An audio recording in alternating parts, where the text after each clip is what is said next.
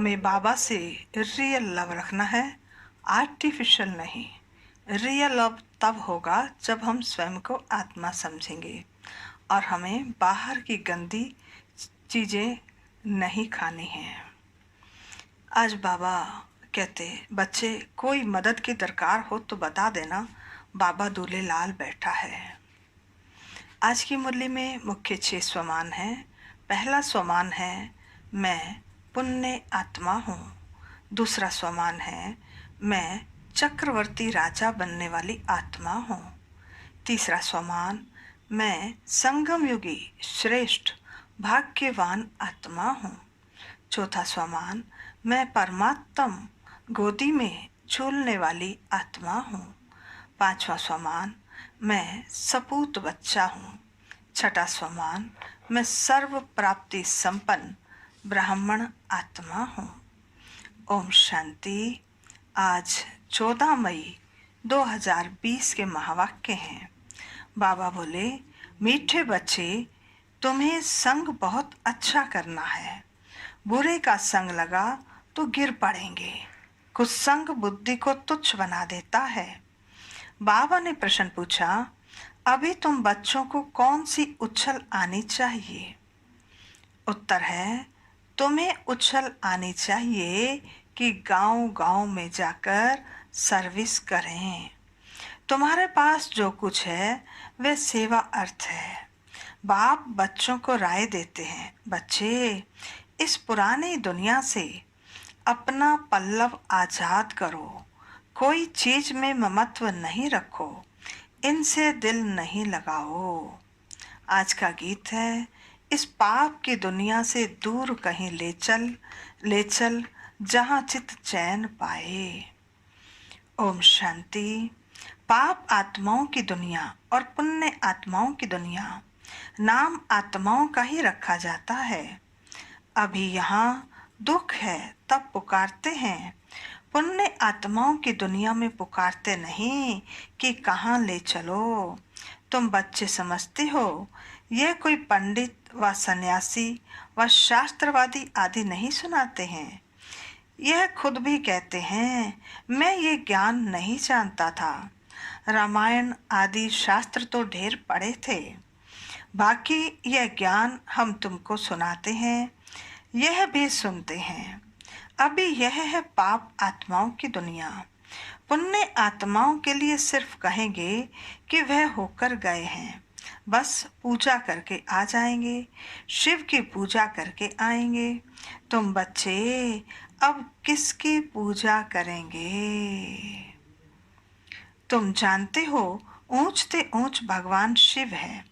वह है ओबीडियंट बाप, टीचर, ओबीडियंट प्रेसिपेटर। साथ ले जाने की गारंटी और कोई गुरु आदि कर न सके, सो भी वह कोई सबको थोड़ा ही ले जाएंगे। अभी तुम सम्मुख बैठे हो, यहाँ से अपने घर में जाने से भी तुम भूल जाएंगे। यहाँ सम्मुख सुनने से मजा आएगा।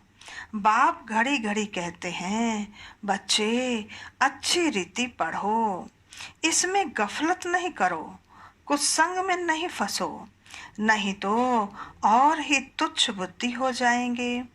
बच्चे जानते हैं हम क्या थे, क्या पाप किए, अब हम यह देवता बनते हैं। ये पुरानी दुनिया खत्म होनी है, फिर यहाँ मकान आदि की क्या परवाह रखनी है। इस दुनिया का जो कुछ है वह भूलना है, नहीं तो वह रुकावट डालेंगे। इसमें दिल लगता नहीं। हम नई दुनिया में अपने हीरे जवाहरातों के महल जाकर बनाएंगे। यहाँ के पैसे आदि कोई चीज अच्छी लगती होगी तो शरीर छोड़ते समय उसमें मोह चला जाएगा। हमारा करेंगे तो वह पिछाड़ी में सामने आ जाएगा। यह तो सब यहाँ खत्म हो जाने हैं। हम अपनी राजधानी में आ जाएंगे, इससे क्या दिल लगानी है। वहाँ बहुत सुख रहता है, नाम ही है स्वर्ग। अभी हम चले अपने वतन, यह तो रावण का वतन है, हमारा नहीं। इनसे छूटने का पुरुषार्थ करना है। पुरानी दुनिया से पल्लव आजाद कराते हैं। इसलिए बाप कहते हैं, कोई चीज में ममत्व मत रखो। पेट कोई जास्ती नहीं मांगता, फालतू चीजों पर खर्चा बहुत होता है। तुम बच्चों को सर्विस करने के लिए उछल आनी चाहिए।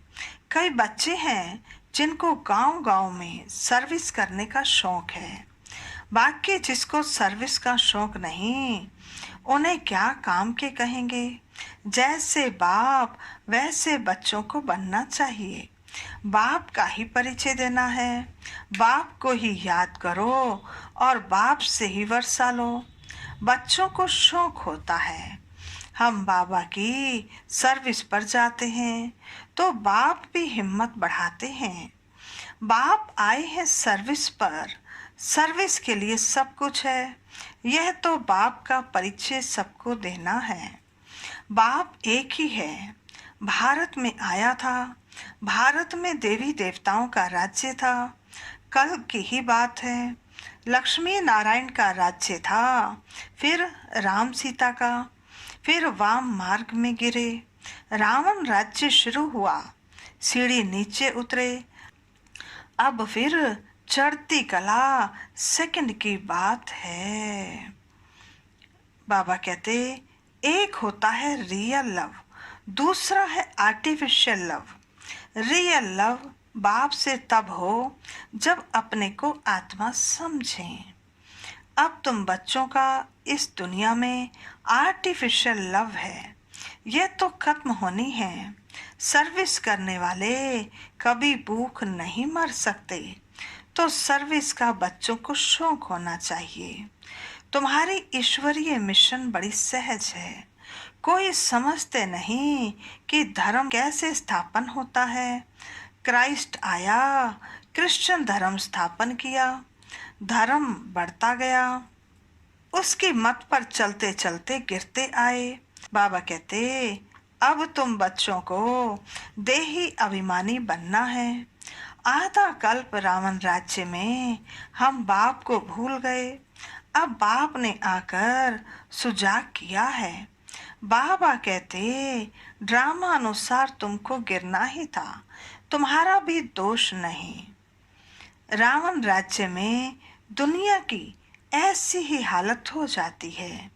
बाप कहते हैं, अब मैं आया हूँ पढ़ाने, तुम फिर से अपनी राजाई लो। मैं और कोई तकलीफ नहीं देता हूँ।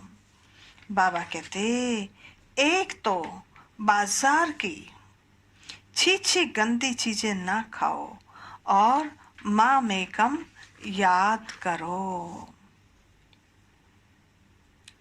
अभी तुम बच्चे जानते हो ये ड्रामा का चक्र है जो फिर रिपीट होगा। तुम्हारी बुद्धि में ड्रामा के आदि मध्य अंत का ज्ञान है। तुम कोई को भी समझा सकते हो। पहले तो बाप की याद रहनी चाहिए। सर्विस के लिए आपस में मिलकर साथी बना लेना चाहिए। माताओं को भी निकलना चाहिए। इसमें डरने की कोई बात नहीं है। चित्र आदि सब तुमको मिलेंगे। तुम्हारी सर्विस जास्ती होगी। कहेंगे, आप चले जाते हो, फिर हमको कौन सिखाएंगे। बोलो, हम सर्विस करने के लिए तैयार हैं। मकान आदि का प्रबंध करो। बहुतों के कल्याण अर्थ निमित्त बन जाएंगे। बाबा सर्विस का उमंग दिलाते हैं। बच्चों में हिम्मत है तो सर्विस भी बढ़ती है। यह कोई मेला नहीं है जो 10-15 दिन चला फिर खलास। यह मेला तो चलता ही रहता है। यहाँ आत्माओं और परमात्मा का मिलन होता है। बाबा कहते, जिसको ही सच्चा मेला कहा जाता है वह तो अभी चल ही रहा है। मेला बंद तब होगा जब सर्विस पूरी होगी। ड्रामानुसार बच्चों को सर्विस का बड़ा शौक चाहिए। जो बेहद के बाप में नॉलेज है वह बच्चों की बुद्धि में है। ऊंचते ऊंच बाप से हम कितना ऊंच बनते हैं। ऐसे ऐसे अपने से बातें करनी है, आपस में सेमिनार करना है, बाबा से राय कर सर्विस में लग जाओ। कोई मदद की दरकार हो तो बाबा दूल्हे लाल बैठा है। आज बाबा दूल्हे लाल बनकर आए हैं। बाबा कहते यह सब ड्रामा में नूंद है, फिक्र की कोई बात नहीं, नहीं तो स्थापना कैसे होगी। दूसरी बात यह भी है, जो करेगा सो पाएगा। अभी तुम बच्चे पत्थर बुद्धि से हीरे जैसा बनते हो। तुम बच्चों को संग बड़ा अच्छा करना चाहिए, बुरे संग का रंग लगने से गिर पड़ेंगे। बाबा बाइस्कोप यानी सिनेमा आदि देखने को मना करते हैं।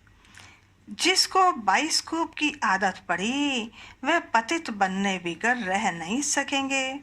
यहाँ हर एक की एक्टिविटी डर्टी है, नाम ही है वैशाल्य।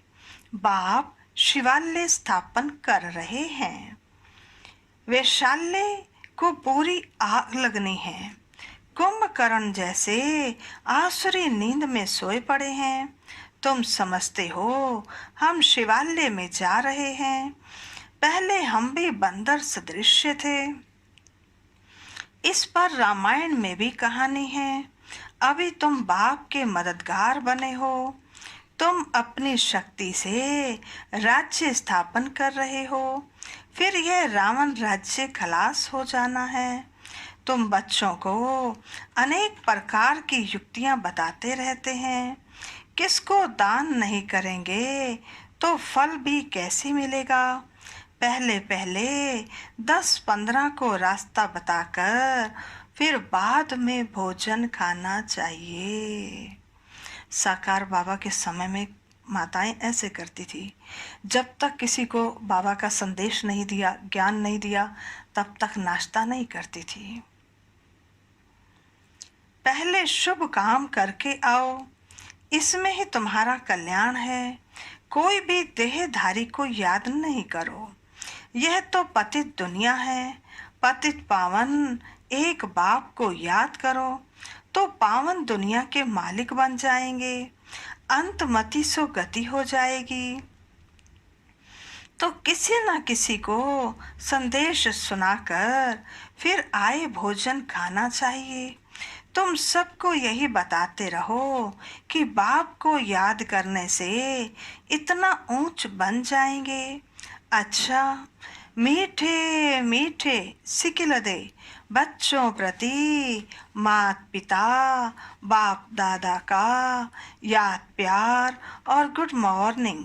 रूहानी बाप की रूहानी बच्चों को नमस्ते। हम रूहानी बच्चों की रूहानी बाप दादा को नमस्ते नमस्ते नमस्ते। सदा रहेंगे हंसते, बनेंगे फरिश्ते, चलेंगे परम धाम के सीधे रास्ते। आज रात्रि क्लास है 17 मार्च 1968, 17 मार्च 1968। कभी भी कोई भाषण आदि करना हो तो आपस में मिलकर 2-4 बारी रिहर्सल करो।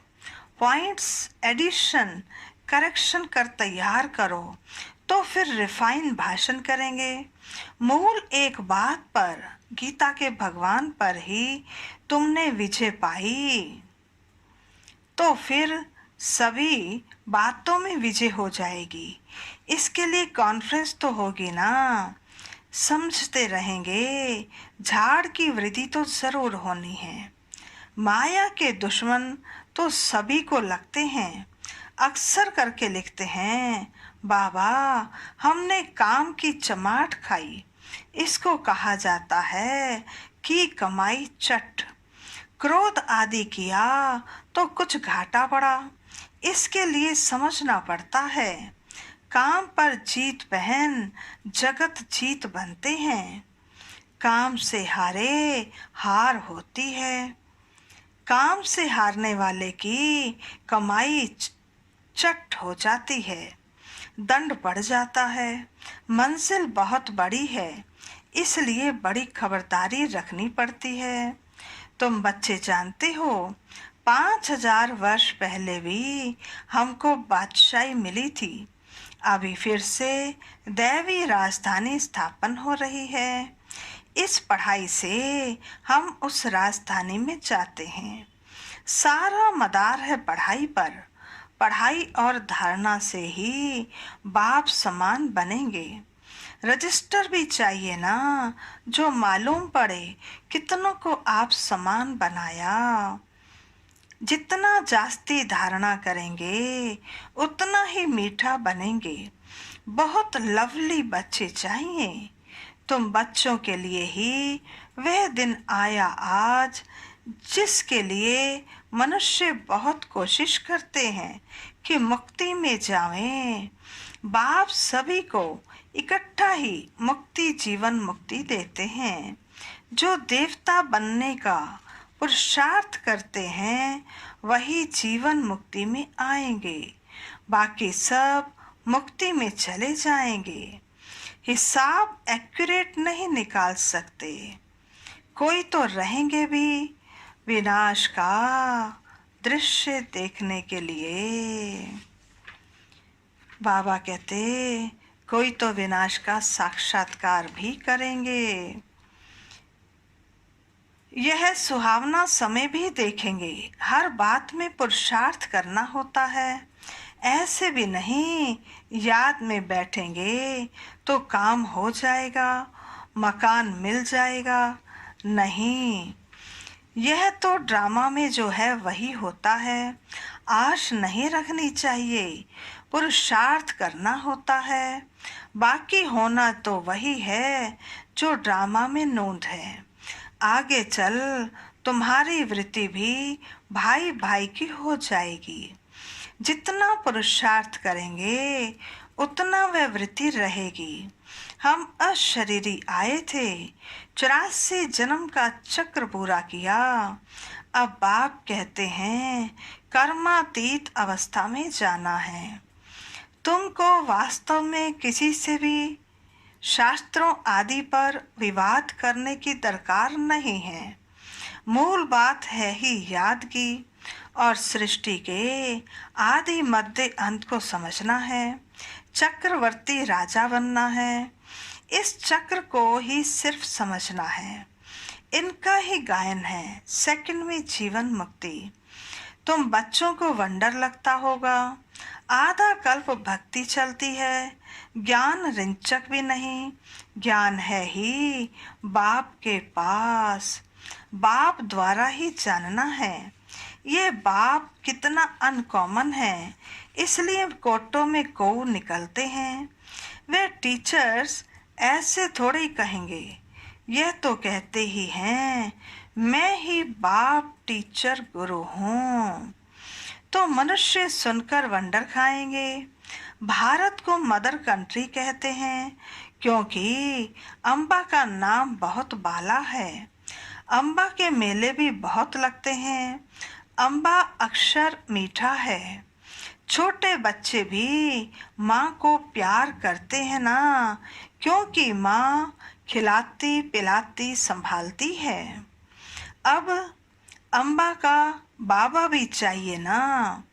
यह तो बच्ची है अडॉप्टेड, इनका पति तो है नहीं। यह नई बात है ना। प्रजापिता ब्रह्मा जरूर अडॉप्ट करते होंगे। ये सब बातें बाप ही आकर तुम बच्चों को समझाते हैं। कितना मेला लगता है, पूजा होती है, क्योंकि तुम बच्चे सर्विस करते हो। मम्मा ने जितने को पढ़ाया होगा उतना और कोई पढ़ा न सके। मम्मा का नामाचार बहुत है, मेला भी बहुत लगता है। अभी तुम बच्चे जानते हो, बाप ने ही आकर रचना के आदि मध्य अंत का सारा राज तुम बच्चों को समझाया है। तुमको बाप के घर का भी मालूम पड़ा है। बाप से ही लव है, घर से भी लव है, ये ज्ञान तुमको अभी मिला है। इस पढ़ाई से कितनी कमाई होती है, तो खुशी होनी चाहिए ना। और तुम हो बिल्कुल साधारण, दुनिया को पता नहीं है। बाप आकर ये नॉलेज सुनाते हैं, बाप ही आकर सभी नई नई बातें बच्चों को सुनाते हैं। नई दुनिया बनती है बेहद की पढ़ाई से, पुरानी दुनिया से वैराग्य आ जाता है। तुम बच्चों के अंदर में ज्ञान की खुशी रहती है। बाप को और घर को याद करना है, घर तो सभी को जाना ही है। बाप तो सभी को कहेंगे ना, बच्चों हम तुमको मुक्ति, जीवन मुक्ति का वर्षा देने आया हूँ, फिर भूल क्यों जाते हो। मैं तुम्हारा बेहद का बाप हूँ, राजयोग सिखलाने आया हूँ। तो क्या तुम श्रीमत पर नहीं चलेंगे, फिर तो बहुत घाटा पड़ जाएगा। यह है बेहद का घाटा। बाप का हाथ छोड़ा तो कमाई में घाटा पड़ जाएगा। अच्छा, गुड नाइट, ओम शांति। धारणा के लिए मुख्य सार। पहला है, इस दुनिया का जो कुछ है उससे भूलना है। बाप समान ओबीडियंट बन सर्विस करनी है। सबको बाप का परिचय देना है। दूसरा, इस पतित दुनिया में अपने आप को कुसंग से बचाना है। बाजार का गंदा भोजन नहीं खाना है। बाइस्कोप नहीं देखना है, अर्थात फिल्में नहीं देखनी हैं। फिल्में कहाँ आती हैं? टीवी पे और सिनेमा पे, जो हमको नहीं देखनी है। आज का वरदान है, परमात्म याद की गोदी में समाने वाले संगम युगी श्रेष्ठ भाग्यवान आत्मा भव। परमात्म याद की गोद में समाने वाले संगम युगी श्रेष्ठ भाग्यवान आत्मा भव। विस्तार है, संगम युग सतयुगी स्वर्ग से भी श्रेष्ठ है, क्योंकि अभी का गायन है, अप्राप्त नहीं कोई वस्तु ब्राह्मणों के संसार में। एक बाप मिला तो सब कुछ मिला।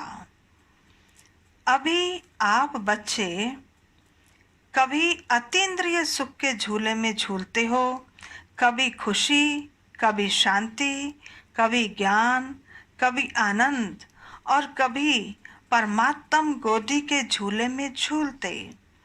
परमात्म गोदी है याद की लवलीन अवस्था। यह गोद सेकंड में अनेक जन्मों के दुख दर्द भुला देती है।